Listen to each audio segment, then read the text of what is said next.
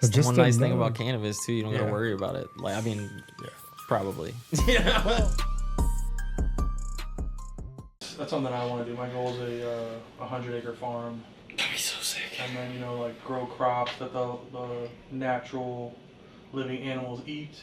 Yep. And then, harvest 1 or 2 deer a year, freeze them, feed my family from it. Like, they fed off of my land, like single source. Dope, dude. Life is kind of the move. Yeah. I think that makes sense. And then you can actually build like a full food cycle, where you're like, you have chickens, you have a cow, the chickens eat the cow shit, you know what I mean? The cow, you know what I mean? It all is symbiotic all the way through. 100%. As much as humanly possible. Right. I'm not going to go crazy with it and like refuse to go buy stuff. But it's right. Just as much as you can, because it's just, why not? I feel like that'd be a fun way to just like spend my day. Especially as untrustworthy as food is anymore, dude. Like, I feel like we can't trust anybody making food anymore. And with farmland, property tax is significantly less. Yep. I want to say it's like $50 an acre. Yep. Give or take. Way less. That's nice. Way so less. Like instead of like thousands per acre, you save a lot of money that way too. You can do little like tricks too, like take a section of your land and put like wildflowers on it, and you can get like a tax credit for making it like a butterfly reserve or like something like that. You just do like a section of it, and you get like a tax credit, and a lot of people do that to get down to just less property tax or hopefully zero property tax by And it's still cool, so why not do that? Yeah, you could do like obviously the bees. Yeah, bees, butterflies, anything that's like somewhat endangered or whatever, You know who's actually already doing it on like a smaller scale, but like 10 minutes from here or less, is Olympian Battle Cream. Oh shit, yeah. Like, huge shout out. He's been around for forever. Oh, just a great dude. Yeah, he is a good dude. I'm sure we'll have him on here at some point. But like he's probably got, I don't know, 5 or 6 acres. Nice. But he's got like a barn dominium thing that he built. He's got a couple goats, chickens, a couple dogs. That's what's up. And dude, it's like 7 minutes from like the downtown area. So it's not like he's in the middle of nowhere doing this. And it's like not a crazy huge property, but like, it's just like he's living like a micro dose of the life. Like that's the setup though, so you can still go out to dinner without driving like an hour each way. 100%. Still have a couple drinks at dinner or whatever. You don't have to worry about it. Yeah. It sucks about where I live right now. It's like so far out there. Feel like you can't have a cocktail at dinner, you know what I mean? You got to plan it out ahead. Yeah. But that's why we smoke. That's right. That's actually. Did they? So I'm pretty sure I heard of them getting into like on the spot tests for like weed DUIs essentially. I haven't heard. I mean, I think they do have something like that. I've always been nervous about that because they can test for like so far back. You could smoke 2 weeks ago and still test positive. Well, like if they do a blood test, you're probably just gonna ring positive either way. From what I heard, the move is, I smoked yesterday. Yeah. That's probably a smart response. Keep your fucking mouth shut. I mean, it's rec at this point, so that's not like a crime to smoke. No. You know what I mean? It still feels weird when you're coming from like the traditional side because I feel like you can't trust them saying anything like that in front of a cop. Well, I don't know. So like Fran, Matt and I are both from a state where it was like way more illegal, and then moved here after unforeseen circumstances. Right. You being from here, do you have those same like fears or worries or no? Not really, because the scientifics, until you can actually put something against someone in the law, it's like you can sway towards your way in a beneficial spot. But at the same time, it just takes that one person who can ruin your day if they so choose to. Well, I'm saying just like in general, like, weed with cops, like that just like strikes fear into my soul. Oh, I got you. Okay. And like I'm just wondering because like it's been medical here since 2008, right? Yes. Yep. I've been a minute. And so like. And decriminalized in Ann Arbor for a really long time. Yeah. You know what I mean? Yeah, that's actually why I moved here. This county, I talked to the Cannabis Council, and they were just like a small law firm in like an old it was like an old radio station recording thing in downtown Detroit. On Jefferson. Was it like downtown, like right like north of the city? Yeah. Yeah. So like before I moved here, I paid them. I want to say it was like $300 or something, and they would walk you through every law. Oh, that's dope. Yeah. So you go there, and showed up. It was sketchy as hell. Just like hood ass part of Detroit. Yeah. And I'm like, what the hell? And I just went in there and they just went through the entire law, page by page. Nice.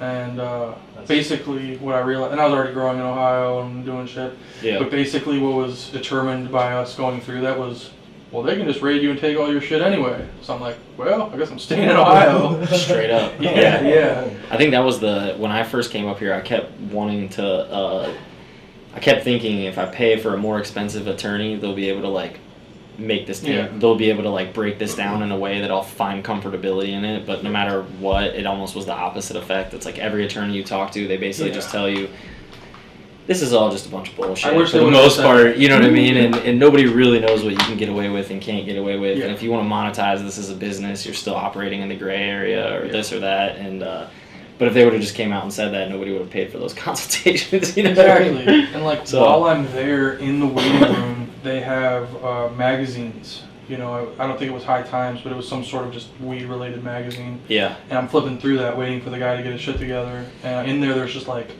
advertisements for the clear, like distillate vapes, like a whole page ad. I'm like, oh yeah, what the hell? It's open over here, yeah. Yeah, and I was just like, I thought this was illegal. And then like, you know, the more I got into it, there's all these dispensaries, and it's like, well, what do you mean? There's no licenses for dispensaries. I drove past 20 of them as I came up here and saw billboards. And well, were there billboards? I don't remember if there were or not. I can't remember if there was billboards early on. I know as soon as it went medical, they popped up everywhere. Mm-hmm. But it was, I don't know, it was weird, dude. You're saying like full medical licenses that you could like. Yeah, like once it actually went like through like LARA or whatever. And, you know, the state was actually handing out like licenses for retails. Because back in I think before it was. You get licenses from like individual cities that were down, right? But like the state wouldn't like endorse anything. And then even inside of that, like you'd have conflicting issues with the county. You know, like Walled Lake was a great example because it's in Oakland County, and like Walled Lake was always very friendly to marijuana. There was like 2-3 caregiver dispensaries in Walled Lake, and it was kind of like its own little mecca for a while. Yeah. And then but what was crazy is Oakland County would still come in and raid those guys. Like every once in a while, it was like just getting like, you know, get their little lick in, take all their money, you know, make them buy their weed back or whatever they ended up having to do. Sometimes it would backfire and Oakland County would have to return some of the stuff. But, you know, shout out Bazanzo's, but they were one of like the first spots that I messed with back in the day that I would drop caregiver product off at, you know, during the medical dispensary times. And I think they got raided like 4 times, dude, in a few years. And they just keep rolling. And then like every day after they would get raided, they would just reopen. The city would reissue them a new license. The city's like, hey, we didn't do that. We didn't even know they were gonna do that. We're not, you know, they have all the occupancy things from the city, everything they needed to operate as a legitimate business, but the county would still come in and just like tax their ass every once in a while, you know. So the way that it's crazy. Describe it to people that aren't from here is I kind of say it's like fishing or hunting. They wait until you're mature, and they come pluck you up, take what they want, and then almost like re-release you back into the wild. Yeah. Like they don't really charge you, but they're gonna take all your assets. I think laws have changed since then. They have. I think Michigan was kind of notorious for that at the beginning too. They had like really aggressive seizure laws where like even if you had like ate the weed in your car, they could like repossess your cars. Even if you weren't selling weed, just possessing weed, they could repossess, you know, which is crazy to think about. Yeah, it's that's the other part that's insane, like, and that's how I've also described it, like they set it up in a way to where they can come fuck with you whenever they want. Yep. That's why when I read the laws, I was like, this is fucking ridiculous. They can just fuck with me anytime. But basically, you can grow all these plants, but you're not allowed to legally possess more than 15 ounces. So it's like one plant done properly, you can grow like 3 to 15 pounds if you do it outside. For sure. And make them huge. Yep. So it's like it's specifically designed so they can come fuck with you whenever they want. Yeah. And I was just like, well, I guess I'll just ride it out in Ohio. And that makes sense, man. Yeah. It makes sense. And I mean, to be fair, like, you know, they issued a lot of caregiver licenses. Nobody ever checked, at least with me, you know, to see if.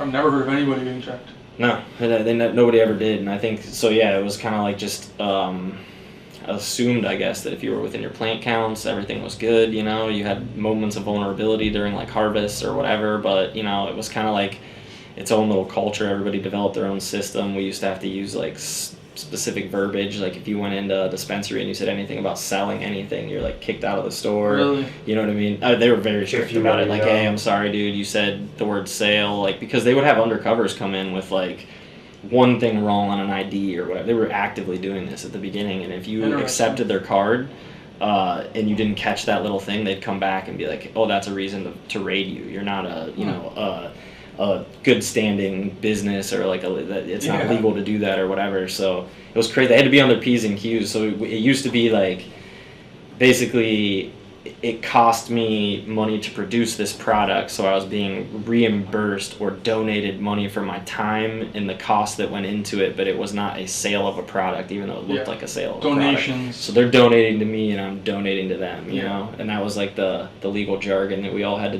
do that dance. What year, roughly, do you think that was taking place? Dude, I think that was like I got here in 2010, and I think that was like...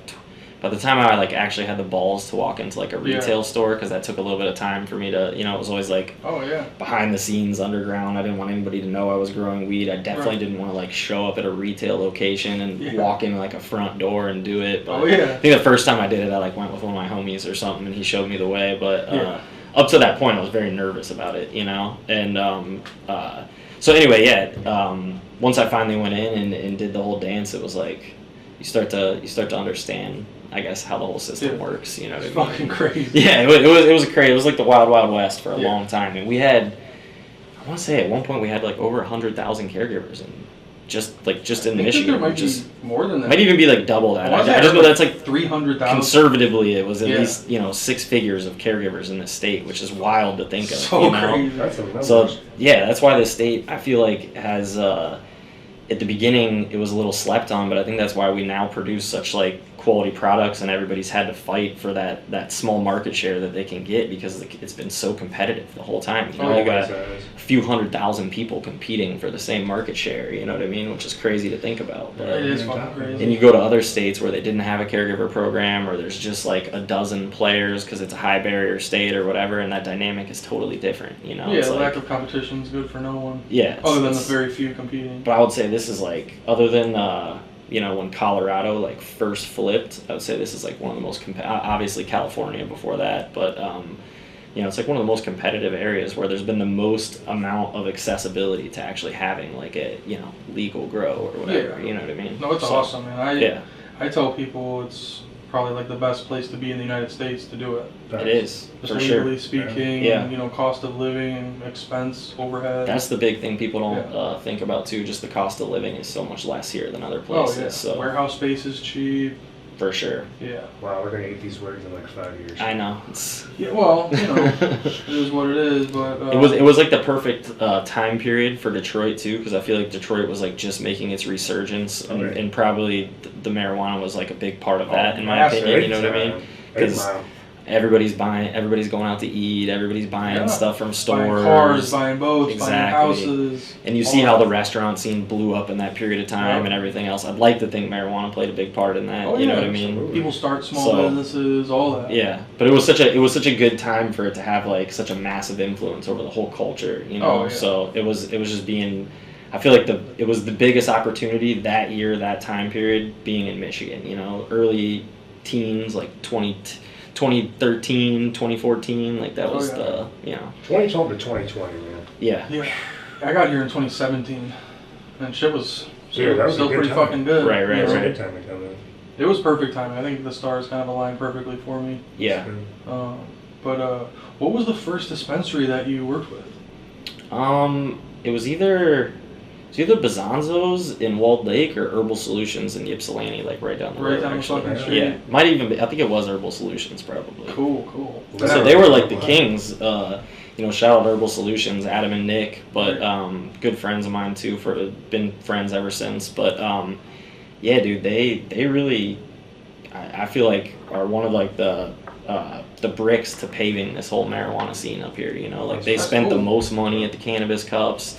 They really poured a lot of money into the marketing and the culture of cannabis. I mean, somewhat to their own detriment, you know, with the money guns and stuff like that, even though it was like something the culture loved. And dude, it was the best. It was like our favorite period of time in cannabis, but they got villainized for it, obviously, during the licensing process. But they held it against them?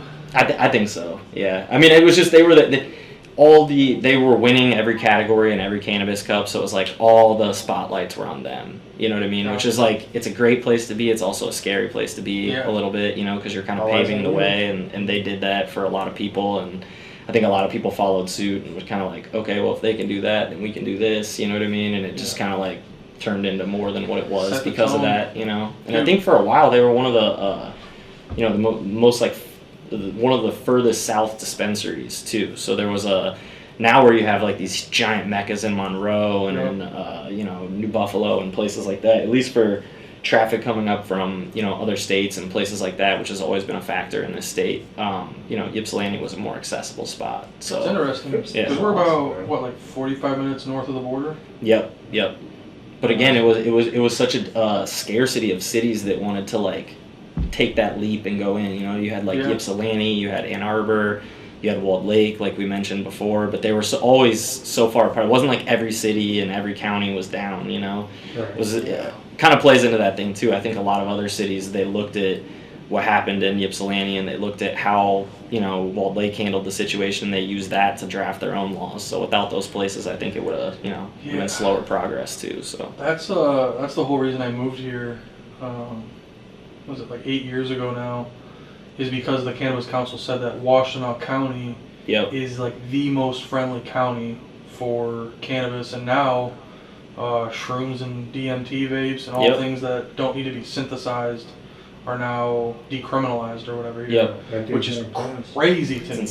It's insane. You can walk into shops in Ann Arbor that are similar to a dispensary, bro, and grab different varieties of mushrooms or whatever. You know what I mean? Especially being here in Dixie, like you asked about. Like, I got gifted weed yesterday in front of a cop, and they're just DMD.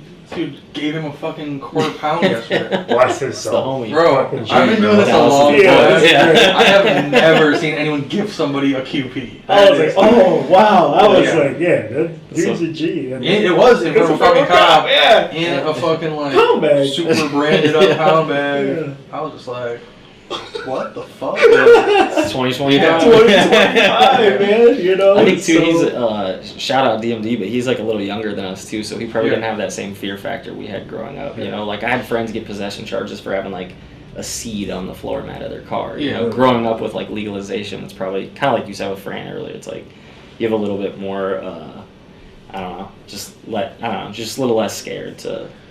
Come out of the... I don't think that I will ever be able to relinquish that fear. Like, I think it's just in me, and like I'll just be like a paranoid old man one day, and I'll be like, Dad, this is totally legal. What are you talking about? I still deal with it a lot myself, honestly. You know, it's hard because you I don't know. Like I said, you live your whole life being paranoid and trying to make sure nobody knows what's happening. You know what I mean? And then all of a sudden, it's like the thing you're supposed to talk about.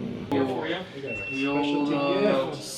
The old under canopy lights just showed up. We'll have to fucking cut into that a little later. Sweet. Appreciate you, Shane. Thank you. And special present as well. Oh, sweet. Yeah. We're gonna have to hook him up some better stickers. Those things are rad. He's a great dude. Shout out to you. We'll DL wholesale and really a priest. He's in the Myron though, so. Yeah, at least he's in the Myron. He's doing it. He's one step where he needs to be. But we'll whenever it comes up, we'll get into the under canopy light conversation in a little bit, and then we'll fucking game changer for sure.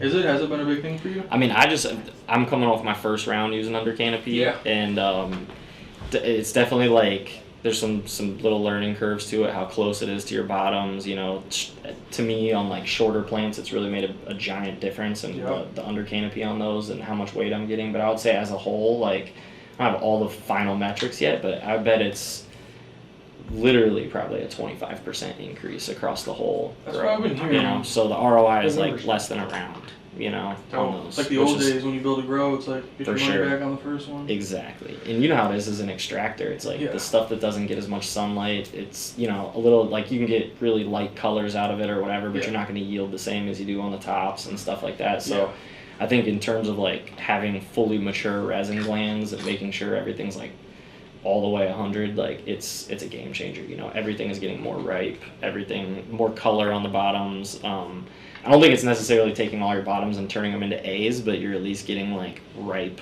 you know, That's so the way that they were sold to me and pitched to me by a champion craftsman and salesman, really a priest. He was saying that the lowers, he was like, the lowers are going to be like tops, and if you play like the red light spectrum right, you can shave some time off your harvest. For sure. And I was like, so you're telling me I'm going to get A's as fucking, instead of my larf, yeah, and shave time off my harvest.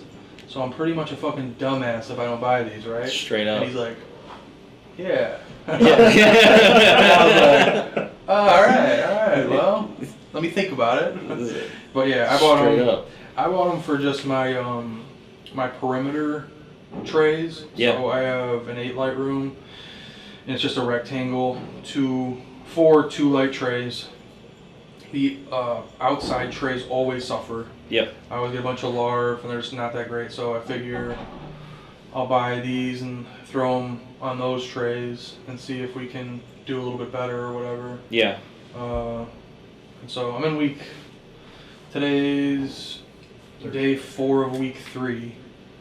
So it's a little late in the game to get like adequate test results or whatever. You might not get the same swell or the same development down there, but I think you'll still get the added like ripening effect. You'll get more resin glands, you know what I mean? It'll just be it's a shit test now because we're already 3 weeks in, but the next round it's going to be another shit test because I'm doing a pheno hunt. So you're no control. I think too there's like, maybe I'm wrong here, again I'm new to them, but like I almost wouldn't even turn them on until like, you know, the end of week 1 or something anyway, because I feel like you might just be overdoing it. I don't think the plants need that much light right away. It's like once you start to develop that under, you know, where there's like an actual canopy that's blocking the light from getting to the unders, that's when I feel like they really make a difference, you know. So that's something else I wanted to ask you about. So how close to the canopy or to bud sites are you putting them? Dude, so I was, it wasn't really intentional, but what happened was the bottom started getting so heavy that, like, towards the middle of the tables, they started falling out of the nets. Damn, and I would literally go down there and, like, you know, like, if this is your under canopy light, like, the nug is laying on top of the housing of it. They're getting all gooey? And no burning, nothing. I think they're just, like, not that, you know, they're not that strong of light, so it's not enough to, like, kill your... Yeah, like 125 watts, right? Exactly. So I had stuff that was literally laying on the housing and stuff that was no more than like an inch away from it that was, you know, and honestly I felt like at that distance it was doing more than some of my stretchier plants where I had like a good foot between it. So you want them right on them. Yeah, because like some of my stretchier plants, you're like, you know, you're 2-3 feet off of the tray before you're really like hitting any foliage. So I had like bought the Faven light stands and they just weren't tall enough to get up that tall. You know what I mean? Yeah. So I started realizing why everybody just stacks the pots and shit. Yeah. That way you can adjust the height more. You know. We know you got this fat ass drop coming up. Yes, finally, man. These awesome dank flavors. Sorry, I had to spin it so you can see it. It looks great that way. But, yeah, man, really excited about it. So that's going to be the first, like, branded MattyBStackers product to hit really, you know, ever. It's always been a collaborative brand, like, up to this point. It's still going to be a collaborative brand. I think that's kind of the, you know, what makes it special to me, at least, is being able to work with other people, friends, other people, create new, unique products, see how... hash is handled by, or resin is handled by different processors and what their vision is and how it comes out differently because it does every time. I've worked with a lot of processors, so, you know, got to try a lot of different vape carts, obviously. A lot of people like the O2s, a lot of people like, you know, the ticks. It seems like people have their own preferences, but by and large, from all the smoking we've done out of the vapes, we really like these new eye crushers. With the ceramic inserts on the inside, and yeah, man, that's really been the focus, is just getting this product to metric and having like the first MattyBStackers product, I guess. So that's awesome. And like I said, the jars are still mostly going to be collaborative for a while. You know, still trying to build that unique menu, but that's kind of been the focus the whole time. Is you know, hunting things from seed, trying to find you know, unique expressions inside of cannabis or whatever. That's dope. Yeah, that's awesome. I know, I don't know if anybody else using the iCrusher Tick Pro TCLR for any sort of metric purpose at all. And it's something I've liked for live resin, like straight HT. It's one of the few vapes that has ever worked. Yeah. How I would hope a vape would work. What brought you to that instead of like the O2 or a lot of the other ones? There's a lot of different options out there. I mean, I just think these last longer and they taste better is really what it comes down to. I think you get a truer expression of what the rosin's supposed to taste like. Like it's like the perfect temperature. The way they burn is, I feel like the first hit tastes as good as the last hit, where a lot of rosin pens, you hit them and they're like maybe a little too hot, or they hit really hard at the beginning. You get some good flavor, but then by the end you're like, even sometimes as soon as like day 2, you're ready to throw it away. Yeah. You know, and I feel like these taste good to the end.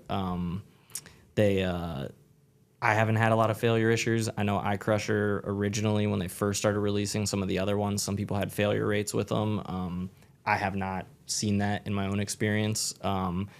Pretty much everybody I give these carts to, they say that's the tightest cart I've ever hit, or you know what I mean, that smokes the best, or that tastes the best, or whatever. And that's just not just with my product in it, but just iCrusher, this style of iCrusher period, that people just seem to prefer, especially people that don't have maybe experience with rosin and have been hitting distillate pens or something like that. They hit these and like, holy shit, I'm actually getting high. You know what I mean? These ones also, I haven't tried it with the rosin, but these fucking things rip. They do. They rip really well, but they also like never get so hot that you're like burning it or like degrading the, you know, the flavonoids and the terpenes in it. And I think that's the nice thing, you know, because a lot of the ones, you know, it's kind of the double-edged sword with vapes is everybody wants like a big rip. So, you know, you got the people that just like roast them hit after hit after hit as soon as the light. And like with these, I don't think they heat up to like that like critical point where you ruin the rosin on the inside. You know what I mean? So well, that's like a public service announcement that we'll say to everybody out there. Do not ever do that to your fucking pen. Right. As someone who's had over 10 years of experience with, you know, cannabis vape pens, do not chief that fucking thing back to back to back. It will just fucking ruin it for you and everybody else. For sure. But one really cool feature that I think nobody even talks about on this specific vape is it has like a slow, like a low temp heat up, and it will also burst through the clog. Yeah. So there's an alternate air channel that, let's say the post does get clogged with rosin or resin or whatever you're smoking out of it. If you slowly chief it and just pull slowly, there is an alternate air channel that will allow the atomizer to heat up and then eventually melt whatever is in a clog and allow you to smoke it. So don't try to suck this shit through. Right. You know, just very lightly hit it and it'll eventually warm up and allow that to pull right through naturally without you trying to suck a golf ball through a garden hose. Some people refer to it as like the pop, like you wait for it to pop a little bit or whatever. And you don't have to do that with these. Yeah, exactly. And I think too, you know, the mouthpiece, the way it is, like the O2s are like a wide open barrel, you know what I mean? So if you put that in your pocket, everybody has pocket lint, you know, depending on the pants you're wearing or whatever. And that's the little hairs, little stuff gets stuck to them. It always grosses me out when somebody pulls one out of their pocket and they don't save the little rubber cap. It like, there's inevitably always some little like shit on there. They're you know like, what I here, mean? bro, give it a exactly. rip. It's a little pocket lint hit. And it just feels nasty. And then too, not to disrespect O2s because I do like O2s, but great people over there. It just added to my decision making to go to the ticks. But then the other side of it is, although it's a great feature on the surface to have the glass barrel, I understand why they did that. No microplastics, all that stuff very cool. makes sense. But a lot of times, at least the way I use vapes is I'm on a trip or I'm traveling, and that's like my means of being able to smoke while I'm traveling, or you know, even if I'm on a road trip or something like that, it's just a little bit more discreet, a little less smelly, whatever. And God forbid you whiff your pocket or you drop it or it falls out of your pocket when you're getting out of your car. A lot of times if it falls from high enough, it breaks that chamber, and once it's broken, it's toast, you know, and you know how it is. Usually you just got that one vape, you know what I mean? And if it breaks, it's like, that's your lifeline. It could be a day ruiner, you know what I mean? They are the O2. I don't know the model type. O2 has a few different models that work really well with rosin. But that I do think that is the coolest looking one on the market. I think that's why everybody gravitates towards it. For sure. And I know O2 has like a 0% fail rate. That's one of the things they stand on. Everybody says that runs them too, and I know that's a big factor in people's decision making. Huge, which again, it's not a bad cart by any means. I smoke O2s all the time. Some of the processors I you know, give material to, they put the material in O2s. They've always smoked great. I don't have any complaints. It's just, my preference, I guess, is the tick, also, at this point. So being different, you always have to stand out in some way. For sure. So there's a lot of variables that go into it. Absolutely. And again, I just think, well, I don't know, you really said it. It's like you want to have different options. If every vape at the store is a O2, or even if it was the opposite, if everybody was running ticks, I'd probably run O2s, It's like just trying to do something a little bit different than everybody else. Not that I invented the wheel with the ticks. A lot of people use them, but you know what I mean? Just something different that I haven't seen in the rosin space as prevalently as the O2s. So yeah, they're definitely legit. And I'm curious, we'll talk about it after, but I'm really curious to see the feedback you get fail rate wise on this larger run that you're doing. Me too. Because I've never done a large run like that with them. I've only bought 100 or so at a time and kind of made it for myself personally for like the straight HT carts. And I would say even this first run is going to be, it's definitely going to be the largest run I've ever done with them too. We've made a lot of them over the time, over a short amount of time, but never this many all at once with the same batches and stuff. So it'll be good. I'll share that feedback with people about what the failure rates were like, stuff like that. And I'm very confident in their product. Personally, I haven't had a high failure rate, but I guess too, it's also the other variable with vape carts is did they have it upside down in their pocket? Was it sitting in their hot car? Was it in their cold car? Yeah. You know what I mean? There's all these other variables. Did you charge it?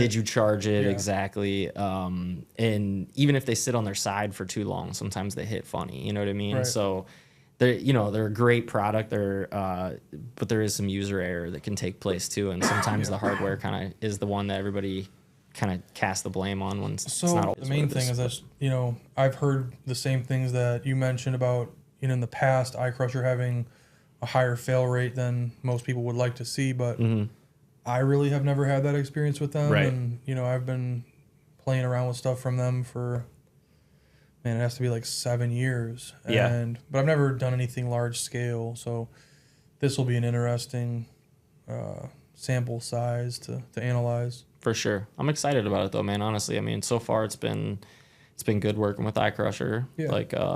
They've been on it from a business standpoint. Response time's been good.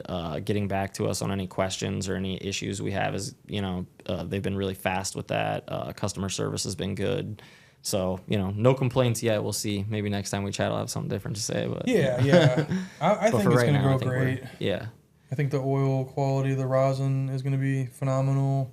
And then I think that's the biggest thing too. We're we put a lot of trust in these vape cart manufacturers because it's really hard to go engineer your own vape or come up with some proprietary vape setup. These are all getting mass manufactured. So that's, from our standpoint, that's the I don't know, the biggest thing for us is just making sure that the product that's going into them is of the highest caliber. And, I know a lot of people are putting in food grade rosin into vapes and stuff that's, not nearly as desirable. And we're trying to kind of change that rhetoric and make sure people know this is the same stuff we're putting in the jars. We're not trying to tier 2 them or anything like that. You know what I mean? So hopefully that, people will see those differences and will appreciate that and, make a difference. So 100%. So there's 10 different flavors in this drop?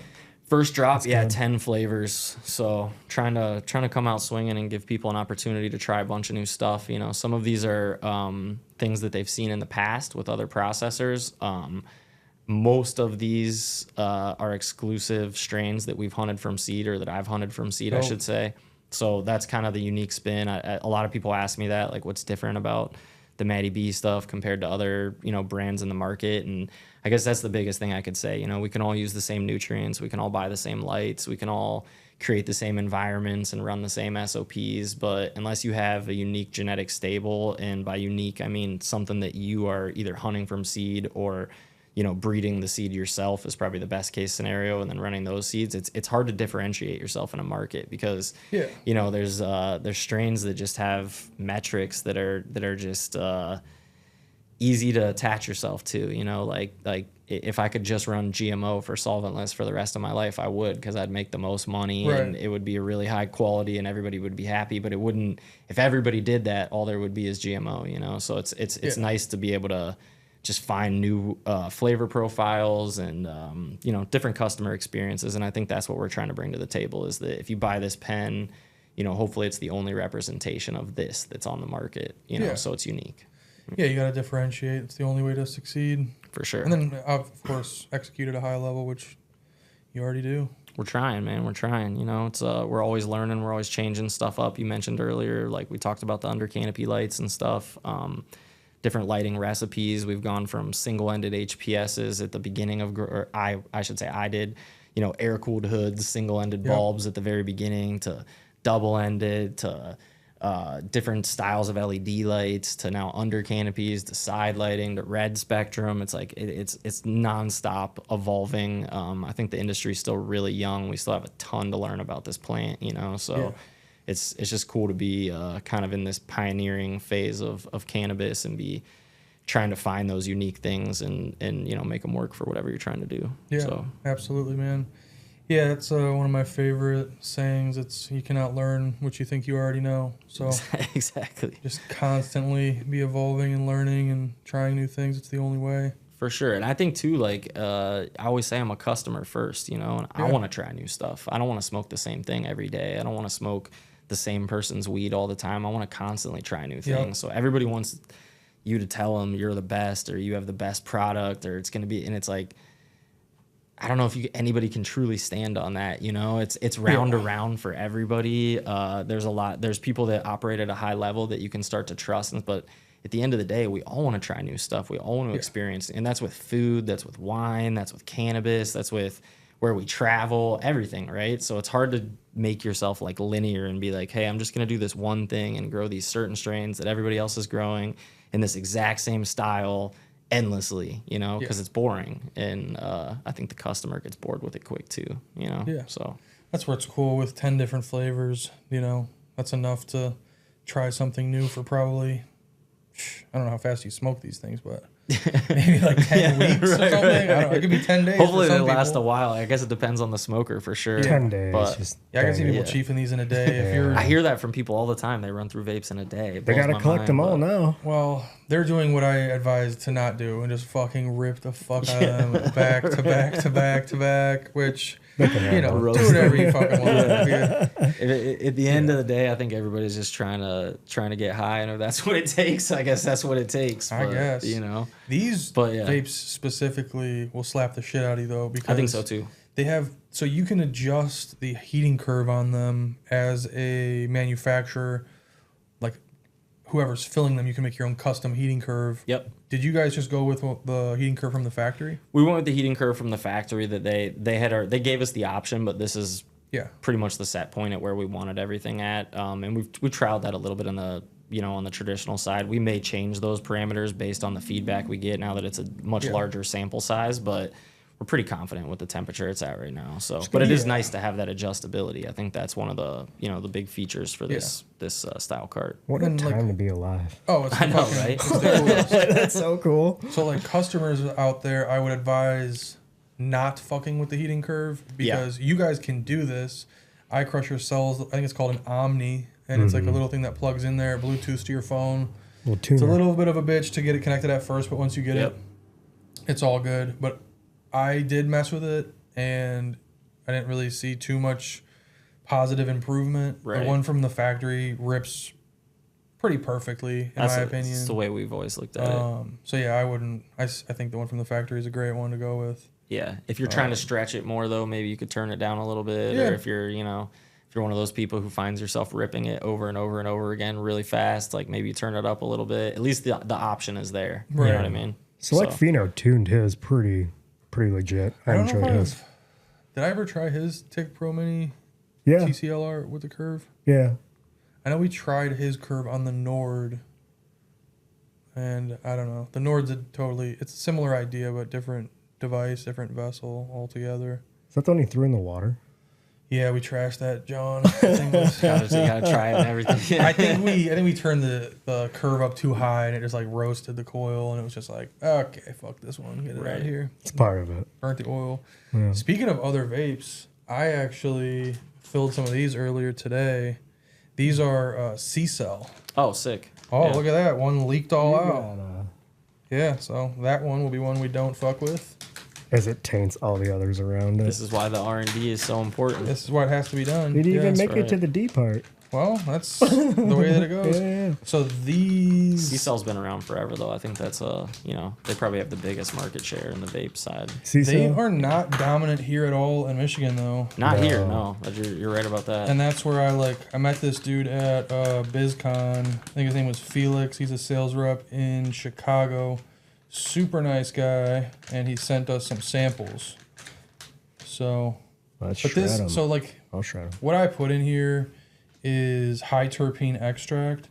So literally the most difficult test you could ever put on a vape. Yeah. Because this shit is essentially liquid. I know the camera can't see it, but it's straight sauce from live resin. So the most flavorful extract you can kind of really make, in my opinion.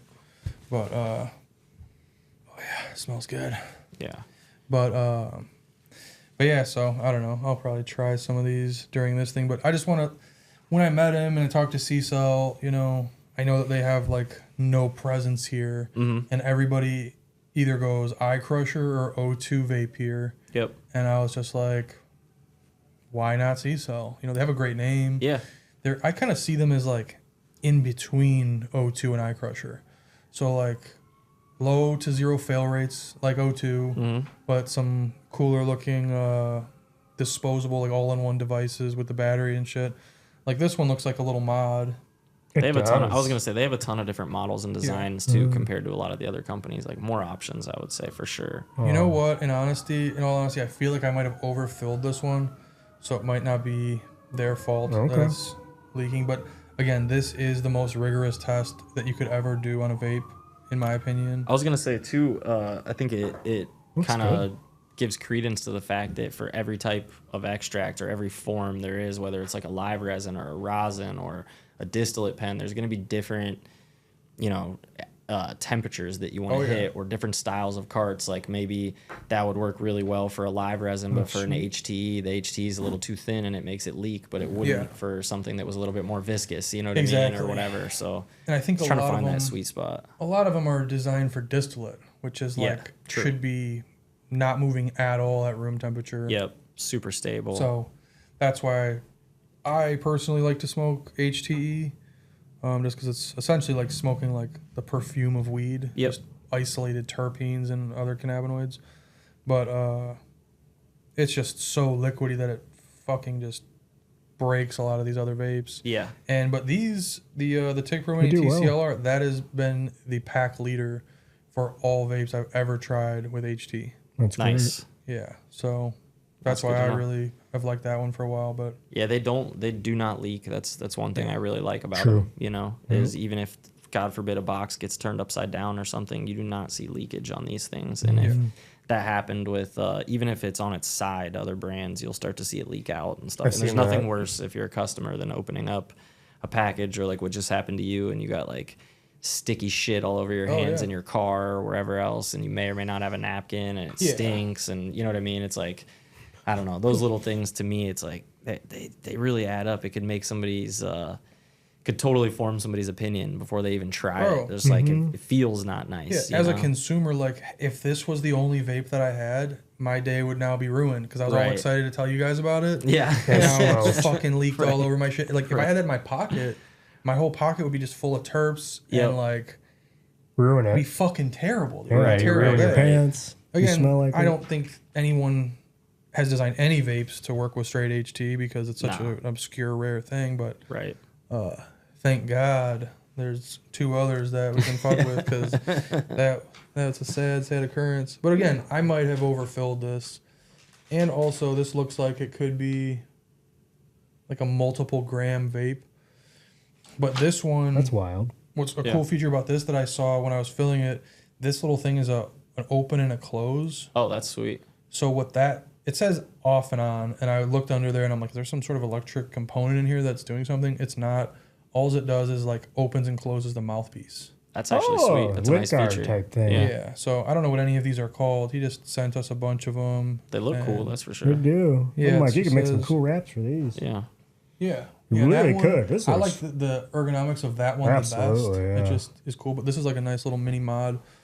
We'll get into. I want to talk about a few other things before I get ripped because we'll just get off track and accomplish nothing. But it's the best. Yeah, it's cool, man. There's always new products popping up, and I think that's why you got to keep your ear to the floor too, and just make sure that you're constantly checking out the new stuff. You know what I mean? Because it's happening at such a fast pace. And this is the test that I always do, because it's like, if it handles this well, it will be fine for anything that we throw at it. Yep.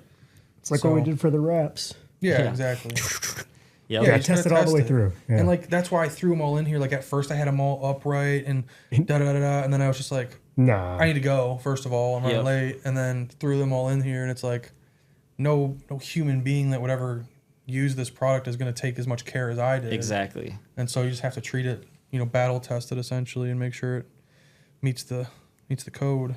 Yeah, I think to give credence to what you're saying, it's like if everybody kept it upright in the perfect position, all these vapes would work pretty well. You know what I mean? But it's like the user error that makes it good or bad hardware. Does it still work under not unfavorable conditions? Is it still gonna rip when you really need it to, when you're on vacation in another country and you can't buy another thing or whatever it is? Are you going to be able to rely that vape is actually going to do what it's supposed to do? Because they did.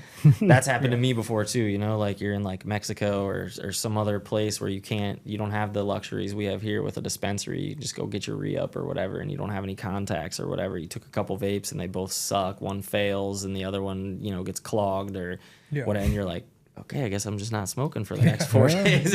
Running it's over. Yeah, he saved us on our last trip. His worked and mine did not work at that time. So. Yeah. You know what? I think I had one of these. Yeah. A Take Pro Mini TCLR that was in my book bag from it had to be over a year ago. Yeah. Or no, you know what? It was the Zotos, which is like a flat one that's more of probably more along the lines of like a distillate vape, a full gram. And we tried, ripping one that Fran had, and it was a different brand that I won't mention for to keep everybody happy or whatever. But he was trying to rip it, and it was just clogged, and it just wasn't pulling. And I pulled out the Zotos, the Eye Crusher Zotos from over a year ago, and old trusty. We were in the terminal. We weren't even in the bathroom or anything. And I'm just like, there's no way this thing has battery. And it's just a huge cloud of out. I'm like, oh fuck. Nice. Yeah. So, but yeah, that's amazing. Saved the day. It was a lifesaver because we were just. I was upset. I was like, really? And he's like, no, dude, I think this works. It's amazing. Yeah, I think it was a Dosi Pop that was old as shit. Blew down the terminal. Yeah. Love it. Yeah, that was a scary That was a good moment. testament. Yeah.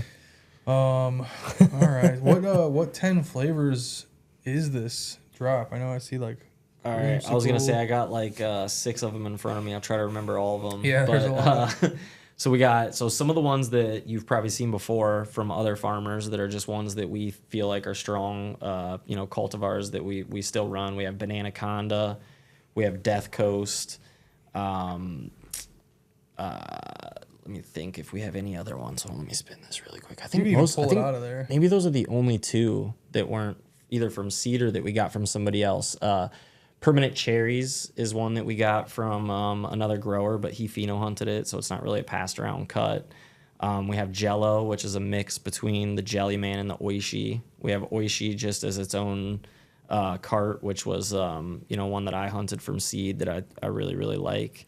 Dreamsicle, which is from Exotic Genetics. It's a cross of my cookies and cream that I found pheno way back in the day that Exotic bred with and made some crosses. So I tried that one as a red pop by Cookies and Cream, and even the red pop itself is a cookies and cream cross. So it's just kind of like a couple times back cross to the cookies and cream. So I wanted to find something a little more stable than my cut. So anyway, we got the Dreamsicle in there. We got the Permanent Cherries. Trying to think of what you asked me too quick. I have them all. I think it was just the other 4. Whatever the 10. Blue Mosa is one. That's another one that you've probably seen other places, but we like that cut. We like the terpene profile on it. Washed as well. Prodigy. Yeah. Shout out Grateful Grower for hunting that. That's from Archive Genetics. Cadillac? And Cadillac Rainbows. Yep. Oh, nice. Yep. And that's another one. What's the story on Cadillac Rainbows? I know that popped up here over the past. That was a pheno that Dylan found, actually, Mitten Master. Yeah, so he kind of popularized that one. He found that pheno. I didn't have that cultivar till I got to Metric. It's one they already had there, and never had washed it before, but we just tested the metrics on it. You know, it's one of those things where I've focused a lot on finding my own gear, but I'm not above running something that I also think is tight. You know what I mean? It's good. It's good. Cadillac Rainbows is just a tight cut. Shout out Dylan for finding that one. I think he's proven that, you know, throughout multiple states, throughout multiple years, it still is a, you know, a relevant cut that people are running. It meets a lot of the metrics as a, you know, as a grower that we look for. So, and by and large, it's just a strain that I would smoke, more or less. You know what I mean? And I think that's the biggest thing about this collection of strains is whether it's one I hunted from seed or one that, you know, I've just identified amongst a lot of other genetics that I personally like. You know, it's just the stuff that I like to smoke, really, at the end of the day. And I think that's the best, you know, ode I can give to the customer is just to release stuff that I would feel, you know, right buying and feel good about and that I would appreciate as a customer. You know, I think that's like... Yeah, that's why people buy Matty B stuff. Yeah, and I think and that's kind of what led to the signature, because I played forever with, you know, trying to come up with a different brand or building a brand. I spent a ton of money on doing that. I worked with a lot of different people. People came up with a lot of really great ideas, but nothing really stuck, you know? So, and for me, it was just kind of like a signature is kind of like a personal endorsement that this is money well spent. This is from, you know, a trusted source where you're not going to get burned. And it just felt organic and was like, well, you know, it's kind of like co-signing every single piece of it. So the signature element kind of stuck, and it's just kind of taken off from there, and that's where we're at. But it was never the intention for it to be a brand, you know. Worked out great. Yeah. I love the origin story of it too. Yeah, it was just a gamer tag. Oh, really? This is great. Yeah. So originally it was just me and my brothers and friends, we all just played shooters online, you know, like first-person shooters like Halo and Call of Duty and stuff like that. And it was just me and my brother were just, you know, high one night, clowning around, talking about different games. I wanted to change my gamer tag name, and somehow we came up with MattyBStackers, just clowning around. And when I first got to Instagram, I didn't really know how to, sort of like we talked about earlier, like I didn't really feel comfortable putting myself out there, so I just went with the same gamer tag name. I didn't really want to like attach myself to the Instagram. It was more of a way to have a vantage point into what other people were doing versus sharing stuff that I was doing, you know what I mean? And then it just kind of transformed into that. I started finding my own genetics like we talked about before, and that was sort of based on I don't know, just the market putting pressure on everybody to have different and more unique stuff. And a lot of times when I was getting genetics from other people, there was always this fear of getting aphids or mites or, you know, some terrible disease, viroid, powdery mildew, whatever it might be. That anxiety and that fear just led me to just be like, you know, if I start from seed, I don't have to worry about that stuff. I'll find my own unique, you know, genetics and just move forward from that standpoint. So that's kind of where it started. And then I went to a High Times Cannabis Cup. I had just gone through like running a couple packs of the cookies and cream. I found a really favorable pheno that I liked a lot, and just, you know, stood in line, waited to meet Exotic Mike at his booth, showed it to him. He was really impressed with the flower and the way it was. He made like a simple post on his story or whatever about the flower and tagged me in it. And it was like before I left the event, I think I had like close to 5,000 followers. Damn. And I immediately clicked private and just like didn't really know what to do with it. You know what I mean?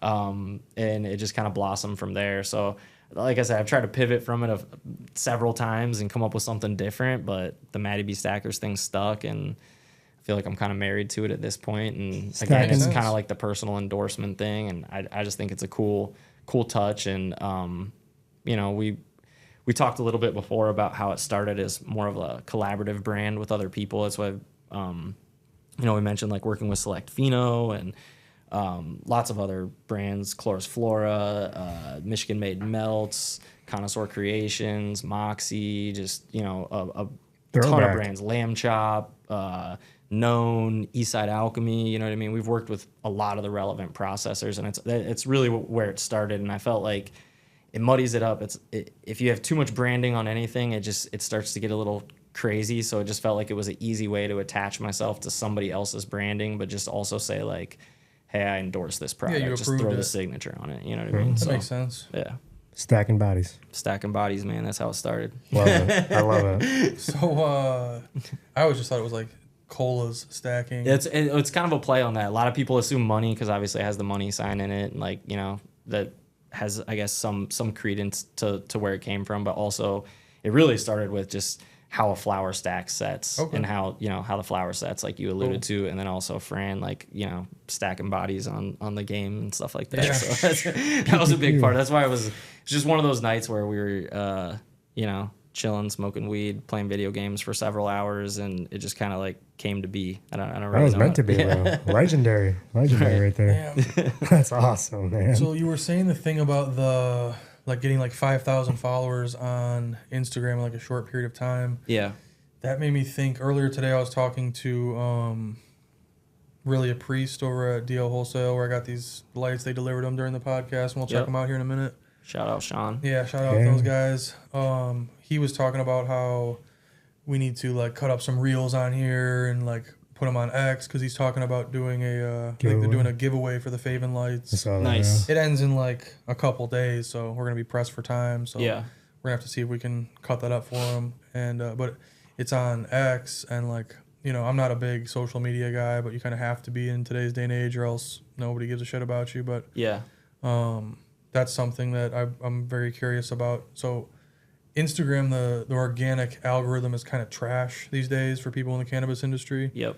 Are you on X, or are you like thinking about it, or what do you think? I've definitely been thinking about it. I mean, I always resented Facebook, even when I was a kid. I had a Facebook, but I never really was on it or anything like that. And I liked Instagram because it's an old saying, but you know, it's like the picture is worth 1,000 words. And I get tired of listening to people talk about what they ate for lunch and stuff like that. Right. But I like looking at the highlight reel of the pictures of their garden and stuff like that. You can learn a lot from pictures. So X, I see the power behind X, and I see the freedom for, you know, being able to post the content that we want to post without being censored and stuff. So that part of it is appealing. I'm not like I'm not gonna write out like a lot of paragraphs about stuff. Yeah, so that's where I start to wonder if I would like have a valuable platform on X. But I do think it's gonna be it's a growing platform in the cannabis space, and I think it's a powerful tool in the sense that, you know, it's a way to kind of push back to, and hopefully Instagram catches on and realizes how, you know, what they're missing many people are on Instagram looking for this type of content, just like any other type of content. And, you know, we're operating legal businesses where we operate them at within the state and the confines of doing it. So it really shouldn't be, you know, as taboo as it is. But, you know, I guess we'll just have to see how that plays out. But to answer your question, I'm interested in X. I just I haven't taken that leap yet. Social media stuff is still a little tough for me. Like, my account's always been private ever since that day. Never had a public account. Still approve every single person that requests to follow. You know what I mean? Filter through like 90.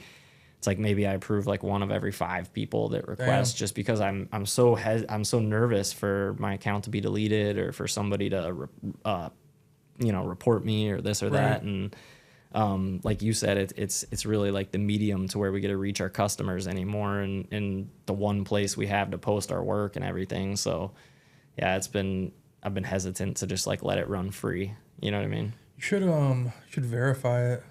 I should. That should 100%. Help. I think it's like $8 a month or whatever, but people have told me to do that too. Sean actually has told me to do that time and time again. Yeah, I don't know why. It's still probably like a little bit of that coming all the way out of, you know, owning that this is the type of the business that I'm in or whatever. Or like something about attaching my ID and driver's license number to my Instagram, where I'm posting pictures about, you know, all this stuff. Even if it is legal, it's just still that like taboo space to where, you know, I'm sure it wouldn't be that hard to figure it all out, but it just seems like, you know. Well, yeah, I mean, it just feels vulnerable, I guess, more than anything. No, I agree 100%. I feel the same way, but times are changing. Times are changing for sure. It's crazy. It is. It's happening fast. And I don't think, you know, like I said, not even doing anything wrong at this point, but it's just those lingering feelings from, you know, when the risks were a little bit more severe, I guess. No, I get it. I completely understand. Yeah. Yeah, I don't know, man. I think I was talking to really a priest, and he was saying that like the Proper Doinks guys, you know, shout out to them. They're doing some cool stuff with all the Hashhole collab, like competitions and stuff. Really cool. I guess they got on X and they like got to like 10,000 followers within a very short period of time, and we see Divergent Flowers on there. And he'll probably be our next podcast guy that we bring on. Nice. Mm-hmm. Yeah, he's the man. Yeah, good dude. And, you know, he's been pushing really hard on there. It's just, I think there's just more room for organic growth for people in our space. Yeah. And I haven't embraced it at all, but that's just a conversation I had today with him. And different algorithm, too. It's more stimulating for the cannabis group. For sure. Yeah. And I think just like anything else, you know, you're not going to reach every customer on Instagram. No. There's going to be people that maybe they just have an X, dude, or maybe they just have a Facebook. Or so, you know, it's smart to have all those different avenues and be present on all those things. But it just is, it becomes kind of a massive undertaking managing all those different accounts if you're doing it yourself, you know, and you end up spending so much time making posts and doing stuff that it starts to feel like you're not really living your life. You're just documenting it, or, you know what I mean, whatever, and it gets a little old. So I suffer a little bit from that with social media. I get a little bit fatigued from like having to make posts, and like it's a powerful tool, and I love it and I'm grateful for it, but it's also like the easiest rabbit hole to fall down. You know, you start death scrolling on it, looking for content, posting stuff, and next thing you know, you spent 4 hours on your phone that day that you could have been, you know, doing actual work or you know, grinding or whatever. And to me, it's hard to justify that time more and more. The older I get, I'm just like, it becomes a little bit like a chore, but at the same time, it is the place where I get to connect with people. So you know, I am appreciative of it, and I do love it as a resource, but I think that's my pushback is I'm like, man, if I was going to do an X or I was going to do a Facebook, I might have to like have somebody else manage that account. And to me, that feels a little unauthentic, you know, especially with like the signature being, it's like, I think people want to reach me directly or want me to be involved in it in some way. And I don't want to delegate social media tasks to somebody else. But, well, what you could do is delegate like the posting and stuff, and you could proof what's being said. So like somebody, that's true. Some social media manager doesn't say some weird corny shit that's not really you. For sure. And then you could tell them also like, yo, don't fuck with the DMs at all. Like I'm going to run that. But as far as like maintenance posting, I guess we'll call it. Right. You know, you could delegate that. For it. Yeah. But yeah, man, I feel the exact same way. And with Twitter or X, I mean, I'm the same. My spelling and grammar is absolute dog shit. So I will never be prolific on there. But like, there's plenty of video and photos on there. Like for sure. I don't have that much exposure to it, to be honest with you. So I'm sure, you know, I'm probably underselling it in some ways. There's probably a lot more cool stuff to do than just write paragraphs about products and stuff. I'm sure there's still equal opportunity for pictures and videos and stuff like that. It's a weird layout, though. I'm not used to it. Is it? Yeah. I never was on Twitter or anything before, so I don't know if it's like Twitter or not. I assume it's similar because you know, used to be Twitter, but like the posting setup is a little like visually it's not that great. Right. I honestly hate all social media, to be fucking quite honest. Yeah, I was gonna say it's a tough battle, dude. Because I love it. I think it's great. I'm just like a hyper focused and obsessive person. So like if I'm doing something, I'm doing it, and like that shit is never ending and can consume you, and like I don't ever find myself happier.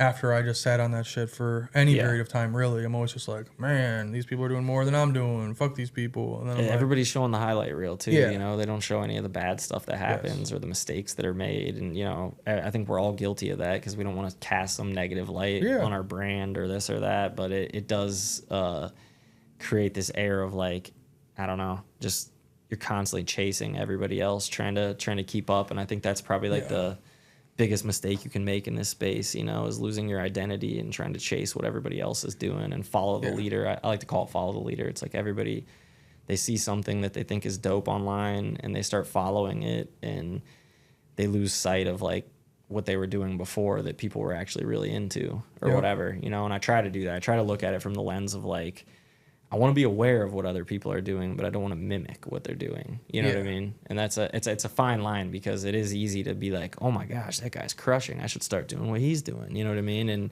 it's good to learn from each other, but it's hard to like abandon everything that you've done up to this point because, again, maybe he's in a I don't know, just a totally different situation. What works for him isn't necessarily going to work for you. You know what I mean? So that's the exact point I was going to bring up. Like just because you see somebody doing something on Instagram or Snapchat or YouTube or whatever, they're showing you only what they want you to see. 100%. So they could be doing, you know, oh, I'm doing this or I'm doing that, but what about the other like 85% of the equation that they don't show?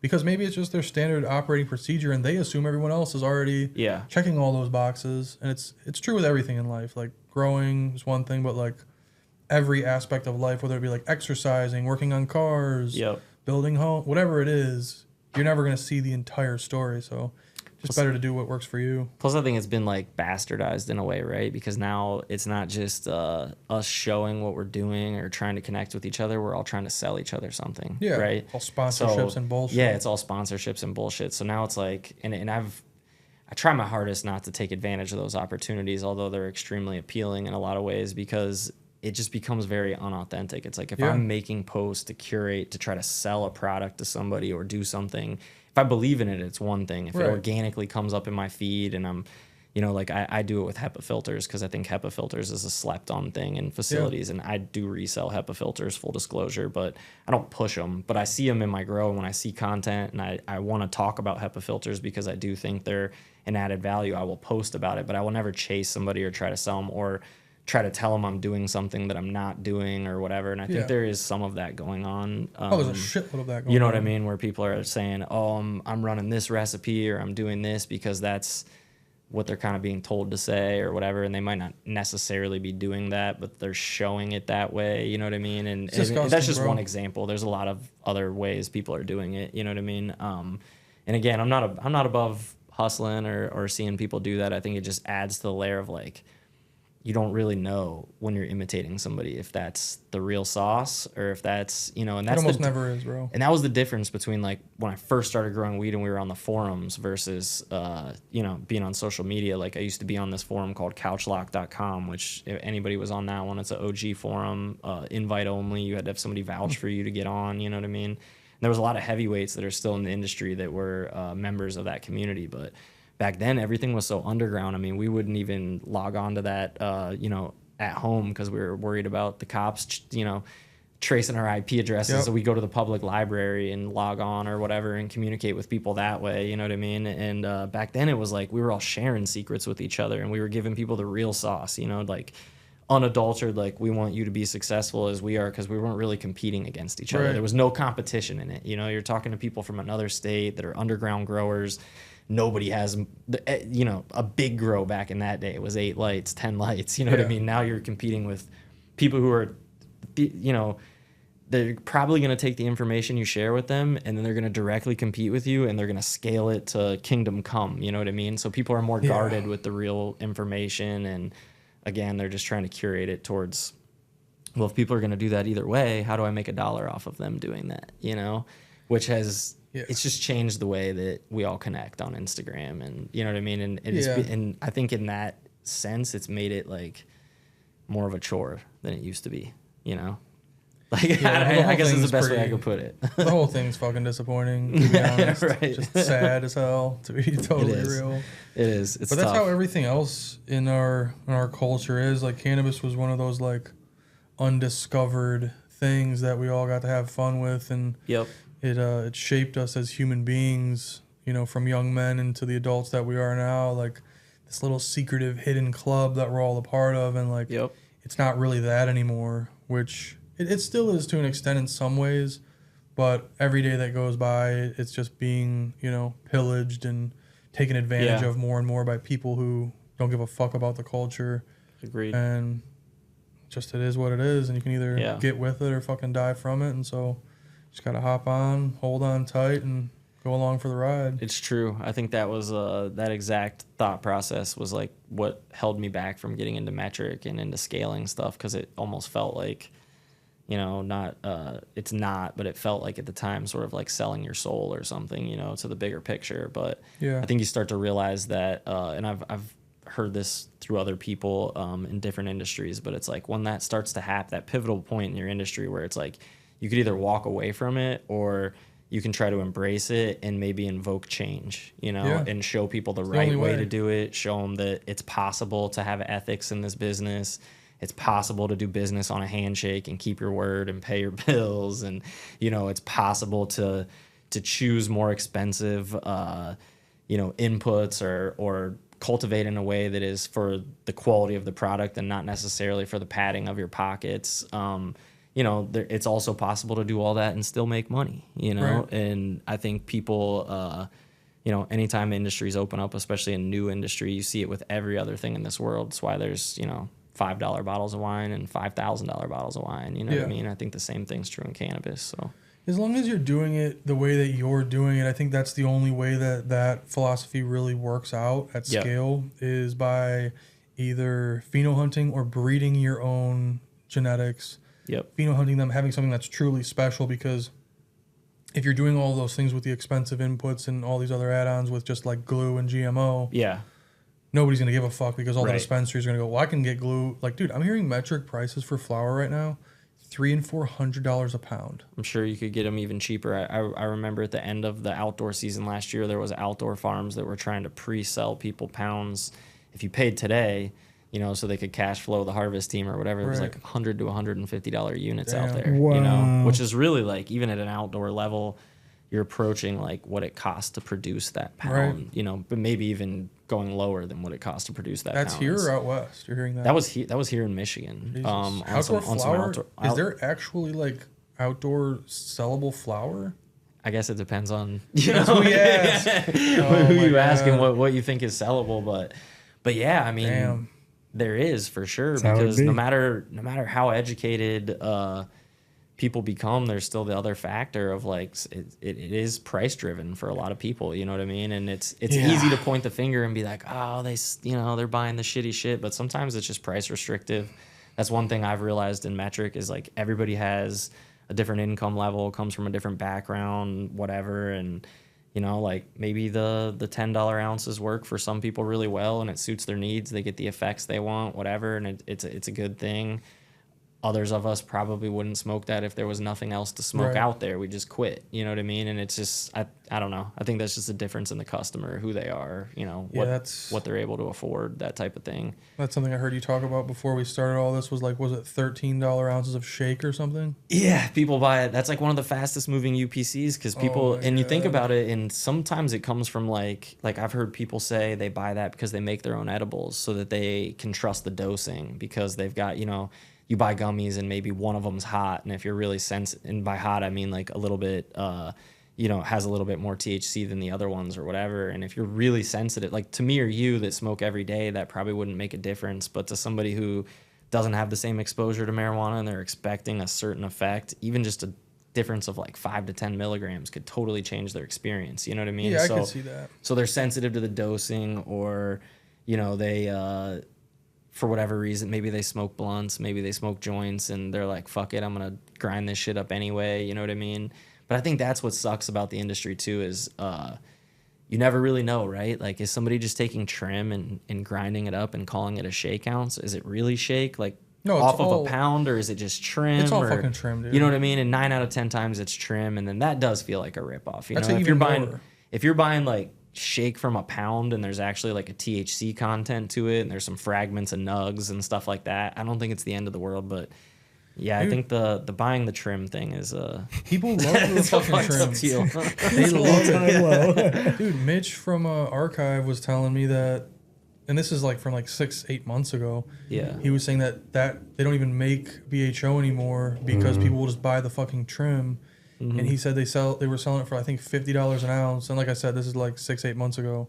But he was saying people would call their store, and if they didn't have the trim ounces, they would be fucking pissed. And they go, well, when are you gonna have them? What are you doing? It's like, it's just fucking crazy to me that it is crazy. Trap and trim. There's only 2 ways to win them, dude, and it's with super cheap prices or super high quality. You know what I mean? That's really it. It's like, are they a price customer or are they a quality customer? You know what I mean? Pretty much. And it's hard to align yourself fully with any of them, because like the businessman in me and the hustler, if you will, or whatever, is like, if they want shake, we'll sell them shake. You know what I mean? But then there's the other side of me that is like, you know, I want to release a product that people really feel good about and that I feel good about and that I would smoke and has the intent. And I think that's the crazy thing about when you get into like the legal side of this business is you really see it from a different vantage point. You see how big it actually is, how much different it is than, you know, maybe what your circle or your vantage point has provided you in the past. And yeah, it's a hard thing, and because those products almost have to exist for certain people to be exposed to this. You know what I mean? It's like the first beer you ever drank probably wasn't a Stella, you know, it was probably like a Bud Light or like a Natty Light or Natty Ice or some horrible, Ice, you know, piss beer or whatever. And you know, there's still a customer for that. You know what I mean? Levels to it. That's true. Yeah, no, it makes sense. And I think that's the cool thing, not to tie it all back together, but with these vapes is, you know, I look at it like the average customer is probably buying on price more than they're buying on quality, at least in today's market, right? Right. And that means that usually if they've experienced vapes and they're not, you know, a connoisseur that's chasing a brand or a certain type, they're probably smoking distillate vapes or some black market vape that's come around that they're putting a flavoring in or whatever, which all have their place. I'm not dogging any of those brands, but you know, there is a clear difference in the effects, the taste, the way you're going to feel when you smoke a rosin pen versus a distillate pen. And I've heard people say like, man, do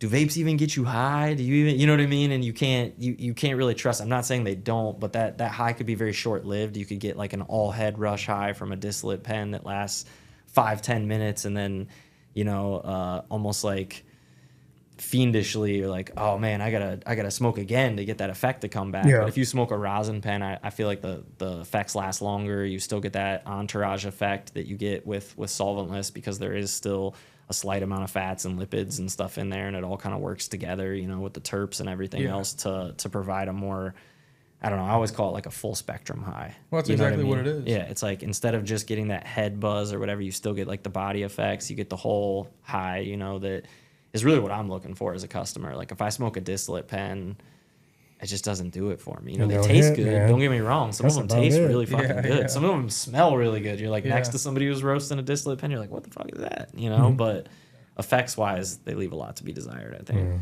I agree. And that's where like these are kind of interesting because... So basically, in a live resin extraction, the THCA will fall out of solution. It'll crystallize at the bottom, or you know, just kind of crash into like a batter or a sand. And then the HTE, the high terpene extract, will kind of settle above that because it must be lighter. THCA must be heavier. Yeah. And so it's very light on THC. So like it's not as much of a sedative high, and it's more. I almost put it as like a racy type of high, like a. It's different. Yeah. But yeah, it's just a lot of flavor. Yeah.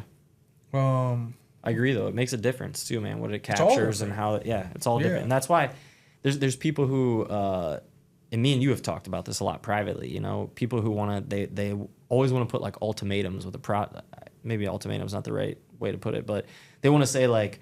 Rosin is better than live resin or this or that. And it's like, it's not always true, man. No. You know, even as somebody who operates a solventless business and would like to put every product into that tier, you know, that's always my intention when I pheno hunt or when I'm making a product. It's like, I build this pyramid of where that product falls into. And it's like the tippy top of that pyramid is always solventless, you know, rosin or solventless melt. That's what my intention is for every product. But certain products just don't fit into that tier for whatever reason. And what I've found through years of experience is, you know, some strains or some cultivars are better as a flower strain. Some are better as a hydrocarbon strain.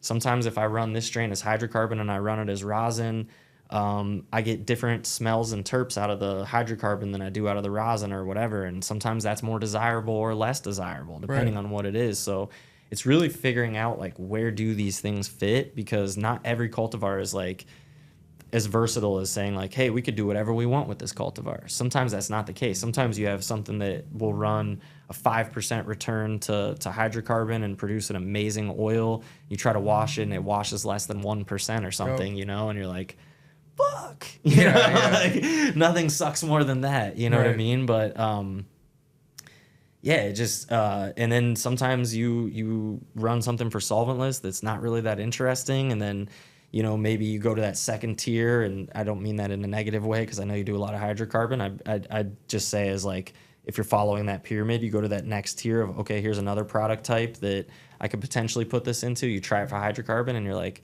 holy shit, this is hitting. You know what I mean?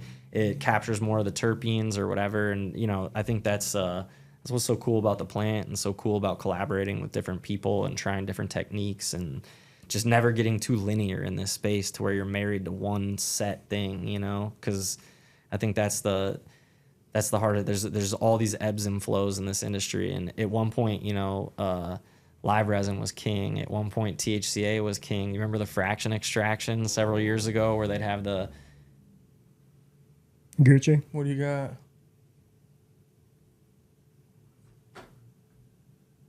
Shall see in a second.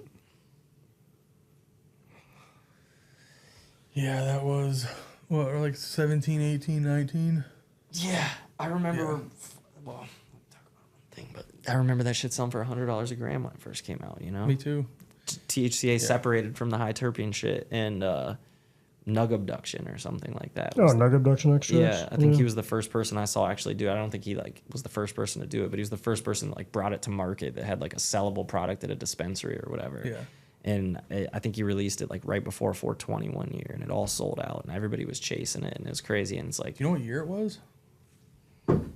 Dude, it had to be like 2015 or 16 maybe, something like that. Maybe even a little later than that.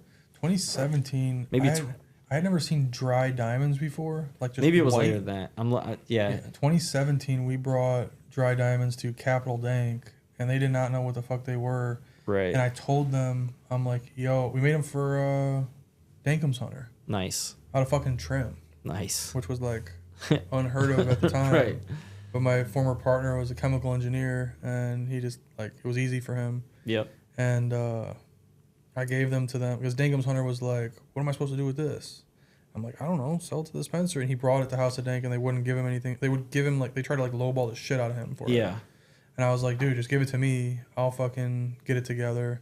We packaged it, brought it to them, and they ended up paying us, I think, like $60 a gram for it, just the dry diamonds. Wow. And that's dope.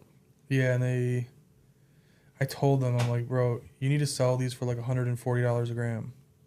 You're just gonna like be fucking yourself because we're not gonna make these again. It's not like feasible. And they didn't. They sold them for like 70 a gram, and they like sold out instantly. And like, yeah, it was just they just didn't understand what they had. I mean, shit. When did CRC come to the market? I remember the first time everybody saw CRC, it like doubled the price of live resin, and now it's like the opposite. Now it's like if you know, people are smoking CRC and they like CRC, but if they know it's CRC, they don't want it. You know what I mean? It's just so funny about CRC, but it's such a weird thing. It is. But I remember the first time I saw CRC, and it came back as like it was like more of like a batter consistency, even though it was a live resin product, and everybody thought it was rosin. And everybody wanted to pay even more money for it than everything else. They were like, what the? They were calling it like all kinds of nicknames, the Great White, the Albino, all this bullshit. Been like 19. You know what I mean? 2019, I think. And again, it's just like these waves that you ride, you know?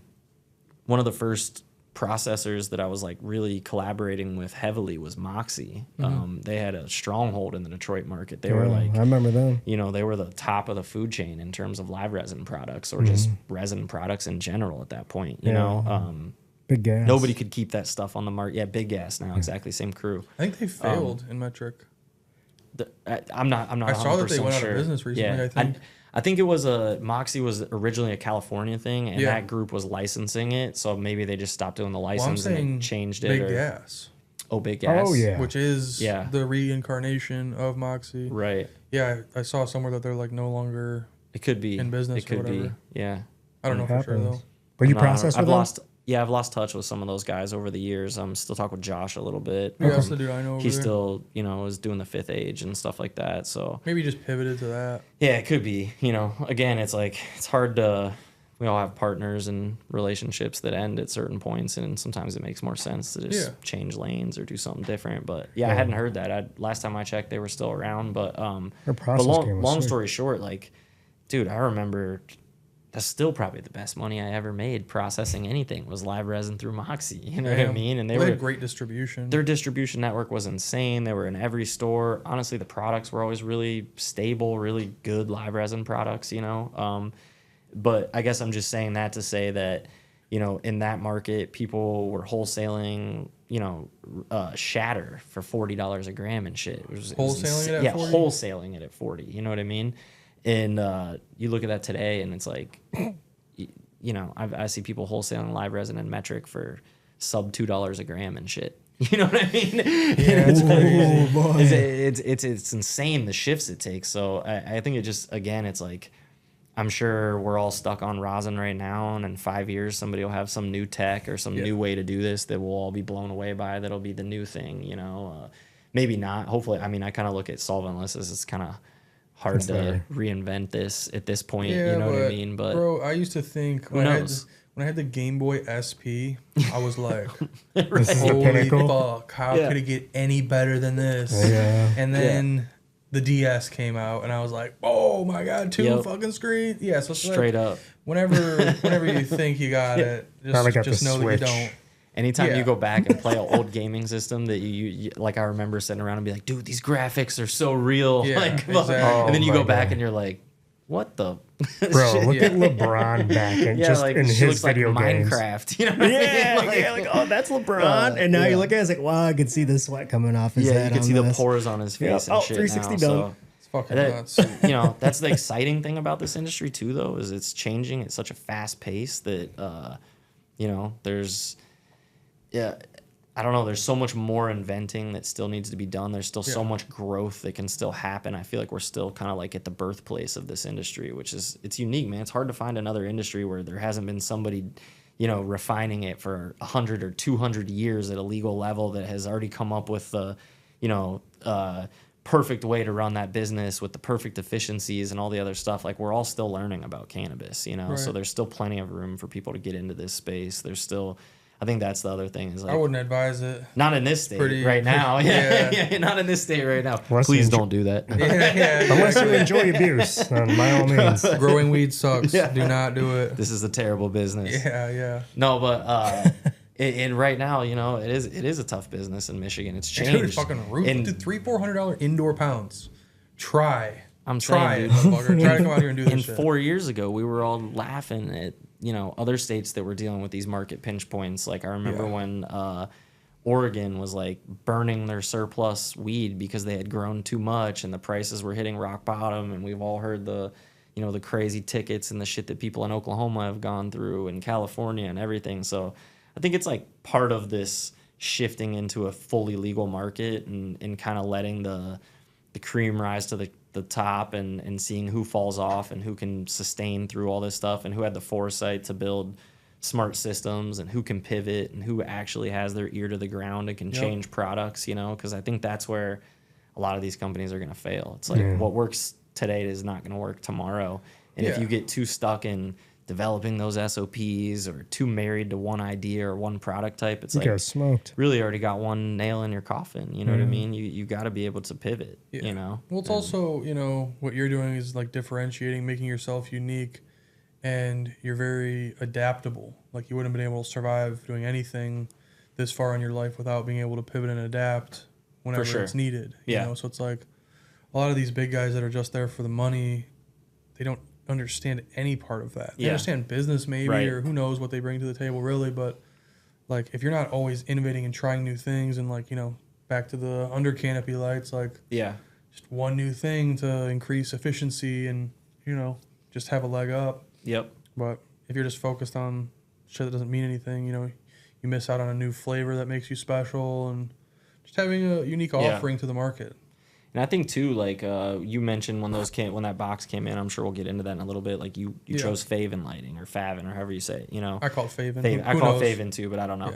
But you know, like, that's really technology from a guy that is from, you know, he didn't invent under canopy lighting, but he really helped pioneer using under canopy lighting and the way that he was utilizing it and showing people that it was a valuable asset. And so, like, I tend to want to spend my money with that type of a company versus some, you know, regurgitated under canopy company that went, wow, look what he's doing. Let's make that light and do it. It's like, I'm going to spend my money with Bobby Baggs because he put a lot of time and energy and is from the culture, and that makes me feel better about, you know, my purchase. And I hope that's the same with other people. I hope that is in some people's mind, not to toot my own horn, but like where people come out with solventless and rosin, you know, is like, well, who was doing that before it was cool? Right. Who was doing that before it was the most expensive hash product? Who was doing that before it was the easier thing to do or whatever? And it wasn't always easy. Like when we first started doing solventless in Michigan, at least, which I know is still a lot further down than what they were doing in California and other places, but at least in Michigan, it's like when we first started doing it, nobody wanted to buy this product. You know what I mean? Nobody wanted to pay the tickets. Nobody really wanted to take the risk, I guess, for lack of a better way to put it. So I remember even with Michigan Made Melts, which shout out Michigan Made Melts, I think they're still to this day probably the pioneer for the state of Michigan, at least on the center stage of it, I should say. That a lot of other people went, wow, that actually has legs. That's actually working. Maybe we could do something like that. That was the precursor to a lot of other brands, and a lot of us started working with them originally. And I just remember one time sitting there with Jeff, and we're going through a drop, and it's like I could only wash a small percentage of my grow because it was hard to get rid of it, you know. And it got to the point where it was like, yo, let's put these in 0.5 gram jars. So we can get it, so we can lower the price, the entry point, the entry price point for people, so that they'll actually want to try it. Because it would sell in places like Ann Arbor, and it would sell in certain dispensaries, but it wasn't selling in Detroit. It wasn't selling in places that were really price restrictive areas, And then it was funny because as soon as we put it in those spots in 0.5 gram jars and everybody tried it, it's all they fucking wanted, because they're like, yo, I can smoke, this gram's gonna last me twice as long, or this 0.5 gram's gonna last me a little longer than this other gram or whatever, or they just liked it for whatever reason. And then it started giving legs to it, you know what I mean? And more people started buying it, more people wanted it. It started selling out faster. It started just kind of taking off. And I don't know, it's just interesting to see how that's played out over time. And now it's like, I see a lot of companies that had their nose up to solventless extraction, building labs now and starting to go into that lane because that's where the motion's at. You know what I mean? Yeah. And it's just funny to see that and see, no disrespect to anybody doing it, because we all do that to a certain degree, right? And I don't mean it to like poke fun at anybody, but it's just like, I don't know. I looked at the people who pioneered certain things in the space, and those are the people that I try to support, I guess is all I'm trying to say.